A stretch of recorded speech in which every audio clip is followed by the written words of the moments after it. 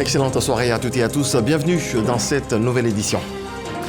Les populations des Grands Ponts ont vu leur quotidien s'améliorer en quelques années. Une politique menée par le chef de l'État et son gouvernement. Heureux d'accueillir le train du développement dans leur localité, les peuples Aïzi, Avikam, Ojukro et Aladjan ont dit merci au président Alassane Ouattara lors d'une cérémonie en présence du Premier ministre Robert Begré-Mambé.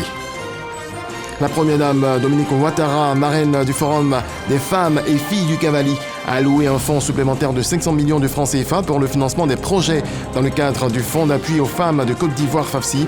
C'est ce qu'a annoncé aujourd'hui sa représentante à la cérémonie de clôture du forum organisée par la présidente du conseil régional, Anne-Désirée Ouloto. Et puis en ce samedi 11 mai 2024, un hommage est rendu au roi du reggae. 43 ans après son décès, Bob Marley demeure plus vivant que jamais. Il continue toujours de captiver et d'inspirer des millions de personnes à travers le monde.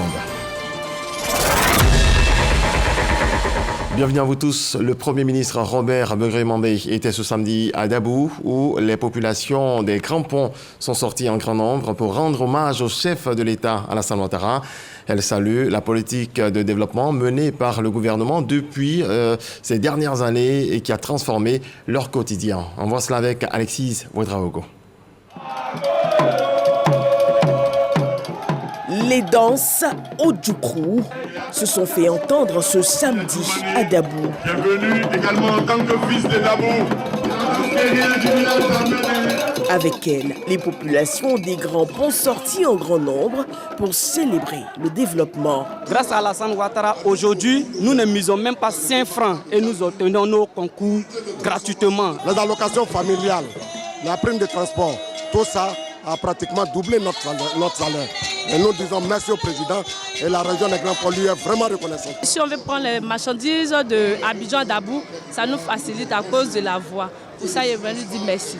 Le pont de Jacquesville, la réhabilitation de la côtière, du tronçon Songon-Dabou, le bitumage des voiries urbaines, le reprofilage des pistes rurales, la réhabilitation des structures sanitaires et scolaires, le débarcadère, l'électrification, autant de bons points que célèbrent les populations.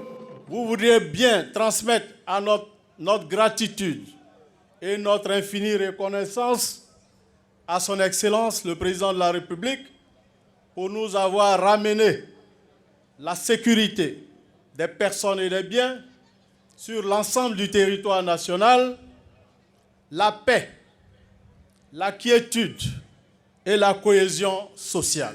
Pour le ministre Adjé Silas Metch, cadre de la région, les États ne valent que par la qualité des hommes qui les dirigent. Et en la matière, le président Alassane Ouattara est un modèle d'efficacité.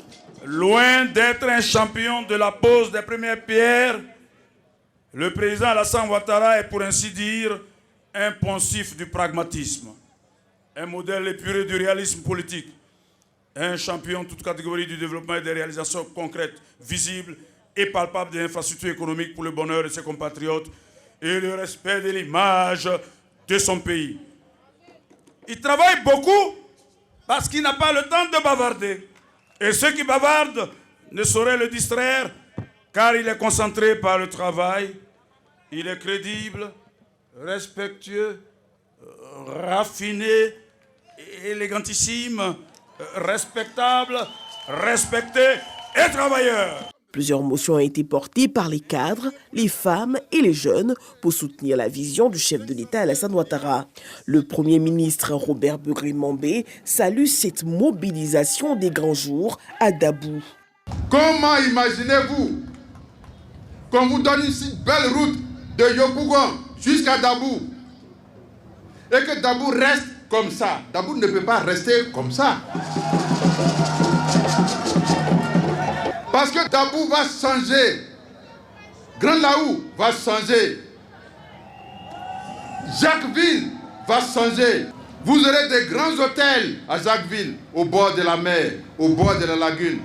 Vous avez vu que bientôt nous allons inaugurer le tronçon entre Dabou et San Pedro parce que la route est terminée.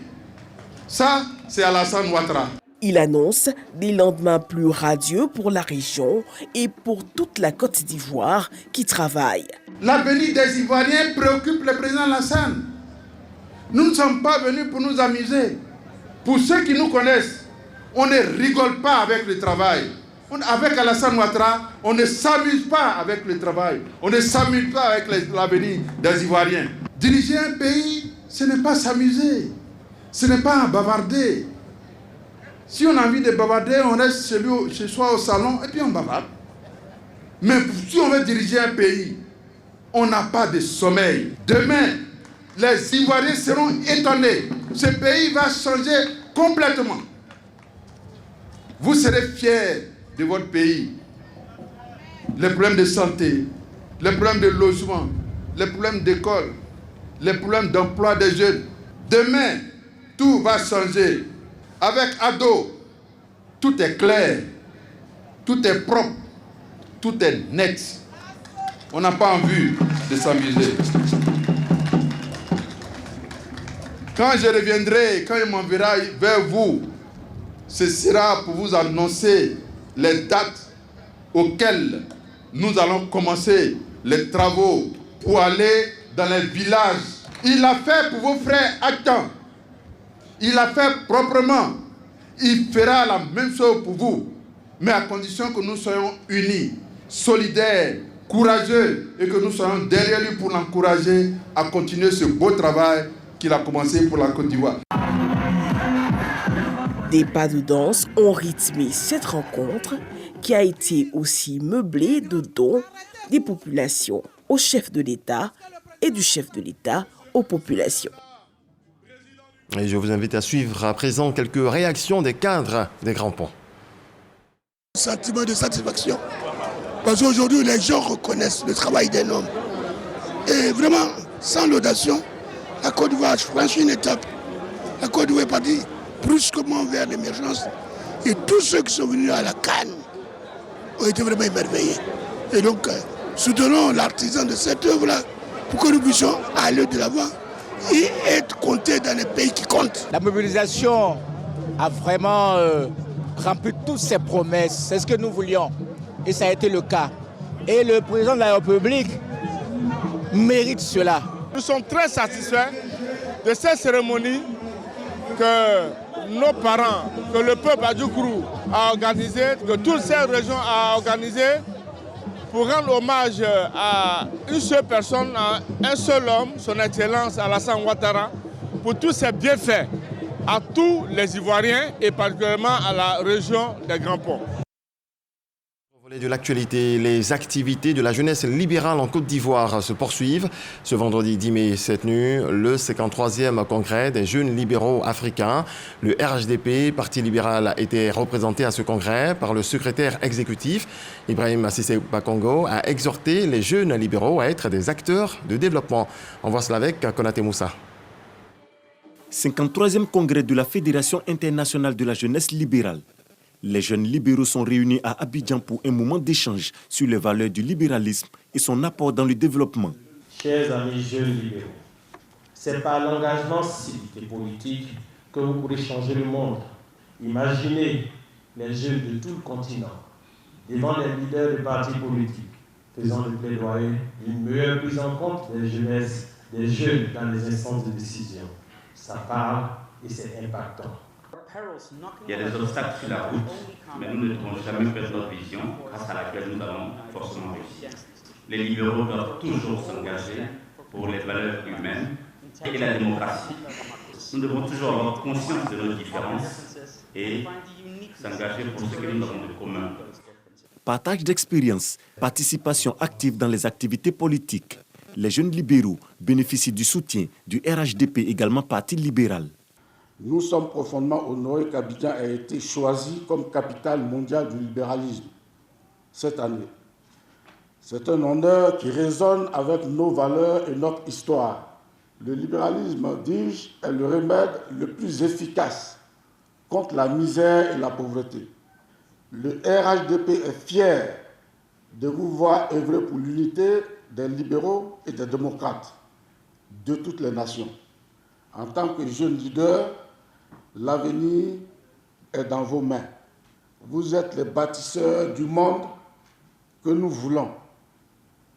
Ou vous serez les bâtisseurs du monde que nous voulons demain.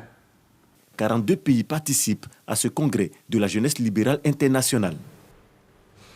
Je le disais à l'instant, la première dame Dominique Ouattara, marraine du Forum des femmes et filles du Cavali, a alloué un fonds supplémentaire de 500 millions de francs CFA pour le financement des projets dans le cadre du fonds d'appui aux femmes de Côte d'Ivoire à Fafsi. C'est ce qu'a annoncé aujourd'hui sa représentante à la cérémonie de clôture du forum organisée par la présidente du conseil régional, Anne-Désirée Ouloto. Didier Nguessan. Le fonds d'appui aux femmes de Côte d'Ivoire, FAFSI, pour la région du Cavali, est renforcé de 500 millions de francs CFA additionnels. C'est le principal acquis du Forum régional des femmes et filles du Cavali. Un geste de la première dame Dominique Ouattara, marraine du Forum, représentée par sa conseillère Chantal Poitiers. La région du Cavali a reçu à ce jour un montant de 1 548 400 000 francs CFA pour 10 000 femmes bénéficiaires. Madame la Première Dame, votre marraine, suit avec grand intérêt tout le programme de ce forum et rassurer que les femmes du Cavali sont déterminées à s'inscrire pour le développement de leur région, a décidé de se tenir à vos côtés pour continuer à vous aider à mieux développer et pérenniser vos acquis. Ainsi, elle me charge de vous annoncer aujourd'hui un capital additionnel de 500 millions de francs CFA, afin de vous permettre d'accroître significativement vos activités et le nombre de bénéficiaires dans la région. Autre retombée du forum, des semences de maraîchers pour une superficie de 100 hectares et 50 tonnes d'intrants agricoles mises à la disposition des femmes du Cavali par le ministère de l'Agriculture. Ces dons s'ajoutent au renforcement des capacités de 200 femmes sur l'autonomisation, le leadership féminin et la santé de la reproduction, entre autres. Des causes pour lesquelles les agences des Nations Unies se sont mobilisées. Madame la ministre d'État, vous venez d'accorder aux forces vives de cette région, notamment à ces braves et dynamiques femmes, un instrument inspirant et puissant de développement, un hub communautaire d'innovation en matière de développement participatif et inclusif. Des statistiques ont montré que les 5 dernières années, la femme en leadership économique a gagné 25% de points, poussant leur représentativité globalement à 20%. Et au moins le tiers des petites et moyennes entreprises sont gérées par des femmes. Un forum à impact immédiat au bénéfice des femmes du Cavali, de quoi satisfaire le conseil régional, initiateur du forum. Affirmez votre leadership pour prendre votre place et pour contribuer activement au développement de notre région. Le développement inonde le Cavali grâce à l'action de la femme. L'année prochaine, nous viendrons à l'école de la femme rurale du Cavali. À l'occasion de la prochaine session du Conseil, nous procéderons donc à l'installation de la commission consultative régionale de la femme du Cavali. Emmanuel Zoé, sénateur du Grand Djébé du Libéria, a loué le renforcement des liens d'amitié et de coopération entre son pays et la Côte d'Ivoire. Les lauréats des concours de cuisine, d'art oratoire et d'entrepreneuriat ont été récompensés devant un parterre d'invités, dont plusieurs membres du gouvernement. Et on vient de le voir, plusieurs membres du gouvernement et des cadres de la région ont pris part à ce forum. Notre reporter leur a tendu son micro. Suivant. C'est une fierté pour moi de savoir qu'elle met un outil à la disposition des femmes de sa région, des femmes du Cavali, pour d'abord l'accès, le maintien, la réussite des filles. Elle en a parlé. Pour également faire en sorte que celles qui ne savent pas lire et écrire puissent le faire, donc l'importance de l'alphabétisation. Pour également celles qui sont sorties de l'école, qu'elles puissent apprendre un métier et s'autonomiser. Le pouvoir économique, c'est les femmes qui le détiennent. Organiser un forum spécialement dédié à elles pour leur apprendre à être autonomes financièrement, je pense que c'est la meilleure chose qu'on peut faire. C'est un forum qui doit être fait dans chaque région de la Côte d'Ivoire pour que la femme ivoirienne puisse faire montre de son savoir-faire, mais mieux, il faut former la femme ivoirienne, il faut l'accompagner dans ce qu'elle sait faire au quotidien. Et pendant 2 jours, les femmes ont été formées en activités génératrices de revenus, elles ont été formées sur la sensibilisation dans le domaine de la violence basée sur le genre. Elle a parlé de l'école de la femme à la 2e édition l'année prochaine. L'alphabétisation est la clé de tout. Savoir lire et écrire, connaître ses droits, pouvoir comprendre la comptabilité de son entreprise et monter à une échelle supérieure. Elles doivent travailler avec abnégation et c'est ce que ce forum a prouvé. L'abnégation avec laquelle les femmes travaillent les amène à être passionnées dans leur domaine et c'est qui envoie l'excellence. Nous avons des femmes excellentes qui sont célébrées aujourd'hui dans le Cavali et à la suite du Cavali, nous espérons que nous allons célébrer toutes les autres femmes de toutes les autres régions. De là, elle met en place un conseil régional des femmes qui va réunir, en fait, valoriser les capacités professionnelles des femmes en général et puis mutualiser toutes ces expériences féminines afin de booster la femme, le leadership des femmes. Le président du CESEC est en France, à Monaco pour être précis. Le docteur Eugène Akaouélé est à la recherche de partenariats dans plusieurs domaines, notamment l'innovation technologique et les finances.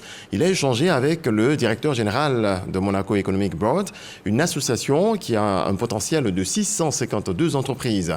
Le point de Walter Amadou Ouattara.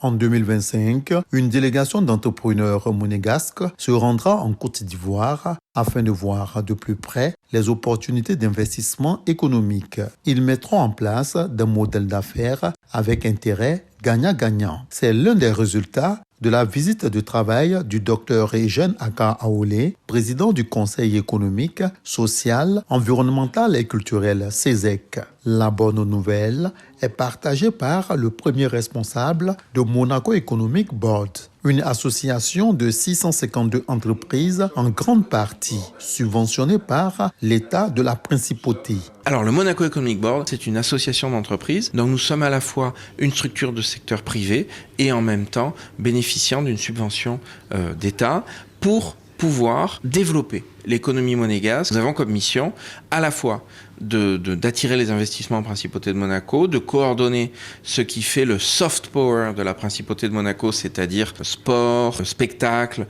qui s'exporte, et puis évidemment le cœur de métier qui est notre chambre de commerce. Et pour faire fonctionner les entreprises, le Monaco Economic Board a en permanence besoin de partenaires. Justement, l'opportunité est bien appréhendée par le président du CESEC qui mène des actions afin que la Côte d'Ivoire en tire profit. En venant ici, nous nous inscrivons fondamentalement dans la vision de leadership du président de la République en matière de développement économique, social, environnemental et culturel. Mais nous sommes ici également dans l'espace francophone et de ce point de vue, pour nous, Monaco représente une véritable référence. Et la Côte d'Ivoire, qui est demandeur en matière d'investissement, a besoin de coopérer avec Monaco Economic Board pour renforcer sa politique d'investissement. Cela suppose que nous ayons les éléments nécessaires et ces outils, ce sont l'innovation, c'est les investissements, c'est également la formation de la jeunesse et la solidarité. Cette solidarité, nous ne pouvons la trouver véritablement que dans l'espace francophone que symbolise Monaco. Monaco, une destination dotée d'infrastructures hôtelières et nautiques de grande tradition. La sécurité intérieure est garantie tant pour les résidents que pour les visiteurs. Aujourd'hui, c'est un atout majeur pour la principauté. En direction des États-Unis, le ministre des Eaux et Forêts a multiplié les rencontres à New York en marge de la 19e session du Forum des Nations Unies sur les forêts. Laurent Tchagba a rencontré les agences spécialisées de l'ONU pour leur expliquer la politique nationale de reforestation, une stratégie qui nécessite un financement de plus de 600 milliards de francs CFA. Kolo Koulibaly, envoyé spécial. Le ministre des Eaux et Forêts, au pas de course, a rencontré plusieurs partenaires de la Côte d'Ivoire en marge de la 19e session du Forum des Nations Unies sur les forêts à New York aux États-Unis. Le pays a une stratégie de reconstitution de son couvert forestier à atteindre 20% d'ici à 2030. Laurent Tchagba s'est d'abord entretenu avec la directrice du secrétariat du Forum des Nations Unies sur les forêts. La Côte d'Ivoire a déjà fait sa part avec le FNUF, mais le FNUF a le devoir de les aider à continuer afin que l'objectif ultime qu'on vise, qui est d'avoir vraiment des financements et des investissements, puisse vraiment être au rendez-vous. Et je crois qu'on est sur la piste. Ce qu'on a discuté, en fait, c'est comment faire la promotion de ce plan stratégique, le plan national de financement des forêts, pour que les investissements qu'on est en train de chercher puissent arriver. Et surtout, une adhésion à la politique nationale ivoirienne exprimée également par le Programme des Nations Unies pour l'environnement et le Programme des Nations Unies pour le développement, surtout dans la mobilisation des ressources financières. Nous avons aussi entendu nos experts du PNUD qui ont été assez impressionnés par ce qui est fait en Côte d'Ivoire. Donc la bonne nouvelle, c'est que nous avons décidé de travailler ensemble pour pouvoir présenter les bonnes pratiques en Côte d'Ivoire et les stratégies de préservation des forêts en Côte d'Ivoire. Donc UNEP soutient la Côte d'Ivoire avec plusieurs projets aussi pour la stratégie nationale des Nations Unies. Il y a 5 priorités, il y en a 2 qui sont guidées par UNEP et on appelle aussi le plan national d'action sur la pollution. Pour le ministre Laurent Tchagba, ces engagements sont un bon pas dans l'atteinte des objectifs que le pays s'est fixés. Ils ont pris l'engagement qu'avant la fin de l'année, ils vont nous permettre, n'est-ce pas, d'utiliser des plateformes qu'ils vont créer au niveau des 3 COP. Des mécanismes vont être mis en place pour pouvoir vendre le projet de la stratégie de la Côte d'Ivoire, parce qu'ils ont constaté que la Côte d'Ivoire fait partie des pays africains qui aujourd'hui ont une bonne stratégie et qui travaillent avec acharnement vers l'atteinte des objectifs 2030. Et ils sont prêts à s'engager pour nous aider. Le ministre des Eaux et Forêts s'est aussi entretenu avec son homologue congolaise en charge de l'économie forestière. Rosalie Matondo se réjouit du partage d'expériences entre les 2 pays. Elle a aussi fait part de la tenue de la conférence internationale sur la reforestation et le reboisement qui se tient du 2 au 5 juillet 2024 à Brazzaville. Le ministre de l'Emploi et de la Protection sociale, Maître Adama Camara, a ouvert le colloque de l'Association des jeunes avocats de Côte d'Ivoire. Mutation de la profession d'avocat, défis et opportunités. Le sujet au centre des assises qui seront également l'occasion de célébrer le 40e anniversaire de cette organisation d'avocats. Ismaël Evradeo, Jean-Marc Djadji. C'est au sein de cette organisation qu'ils font leurs premières armes. L'Association des jeunes avocats de Côte d'Ivoire existe depuis 1984. 40 ans plus tard, l'organisation est célébrée. 40 ans pour moi, pour les jeunes avocats, c'est de s'approprier la connaissance pour exister et faire exister la paix et la justice. C'est ça qui est leur charge, c'est ça qui est leur charte et c'est ça qui est leur devoir. Mutation de la profession d'avocat, défis et opportunités. Thème abordé pour ce quarantenaire avec en ligne de mire l'intelligence artificielle. Les avocats s'interrogent, le public également s'interroge. Nous sommes là pour réfléchir, pour ne pas être surpris par ces nouvelles mutations-là, mais nous donner les moyens de pouvoir gérer ces nouvelles mutations, mais surtout faire des jeunes avocats, des avocats conquérants, des avocats qu'on recherche dans le monde. Ce colloque est également mis à profit pour l'insertion de jeunes étudiants désireux d'embrasser une carrière d'avocat. Le gouvernement ivoirien, à travers le ministère en charge de la promotion de la jeunesse, propose des pistes d'accompagnement. La première piste concerne l'accompagnement des stagiaires au sein des cabinets d'avocats avec un pécule mensuel versé par l'État, ce qui va réduire considérablement vos charges. La seconde piste, c'est l'accompagnement de tous ces jeunes avocats qui, après les sorties, ont besoin d'ouvrir leur cabinet. Parrain de la cérémonie, Maître Adama Camara souligne l'intérêt du président de la République, Alassane Ouattara, pour ce corps de métier. Celui qui a le plus eu confiance et qui a le plus honoré les avocats en les nommant à des hautes et très hautes fonctions de l'État, c'est bien le président Alassane Ouattara. Les échanges, marquant le quarantenaire de l'Association des jeunes avocats du Côte d'Ivoire, se tiennent sur 3 jours. Une cérémonie de distinction est prévue en guise de reconnaissance aux meilleurs de la profession. Le FONSTI, Fonds pour la science, la technologie et l'innovation, et l'OIP, l'Office ivoirien de la propriété intellectuelle, ont procédé à une signature de convention.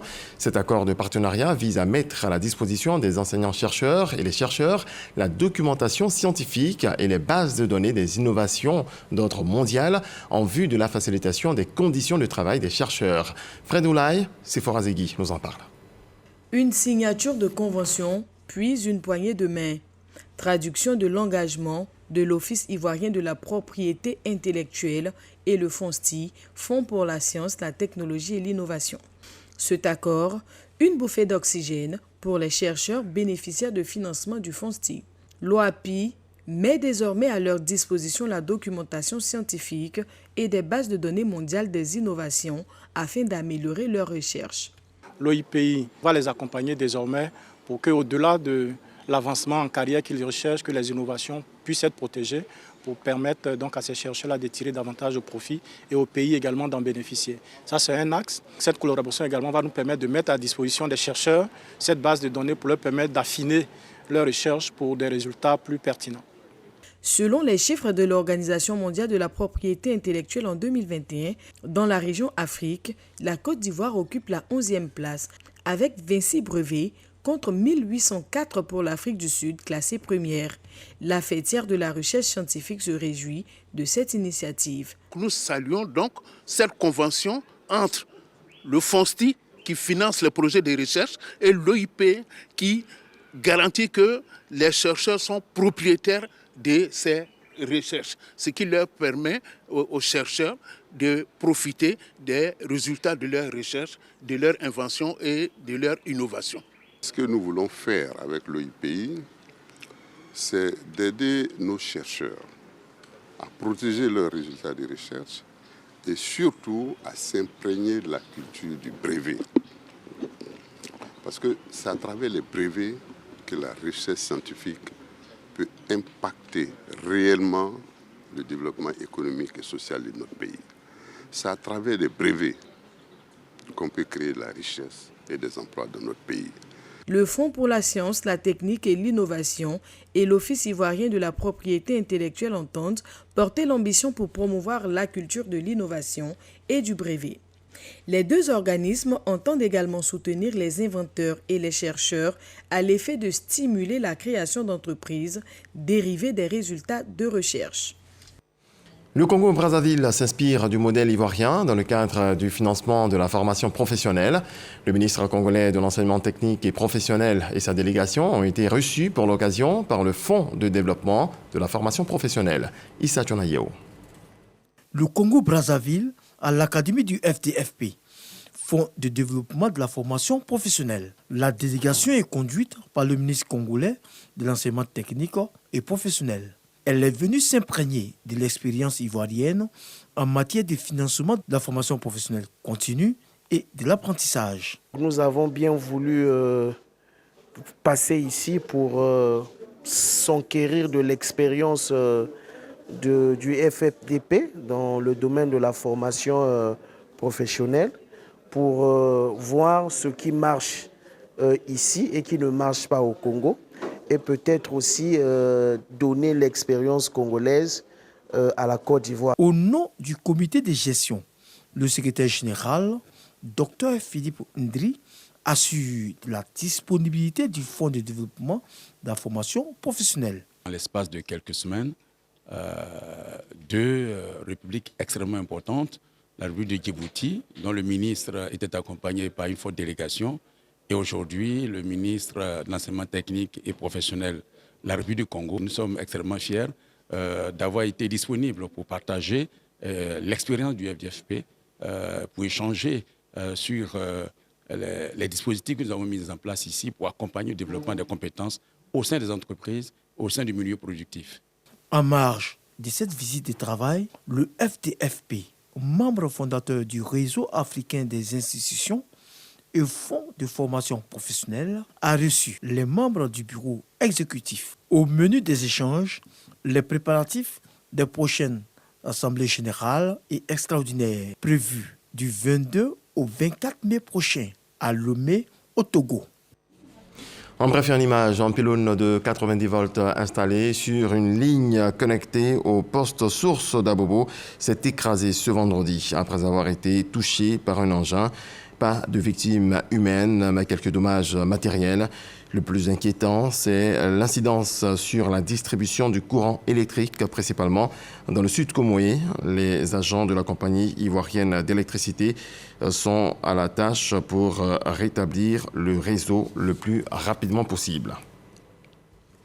Dans le reste de l'actualité, la Somalie demande aux Nations Unies de mettre fin à leur mission politique dans le pays qui a aidé le gouvernement à rétablir la paix et la stabilité face aux attaques du groupe extrémiste Al-Shabaab lié à Al-Qaïda.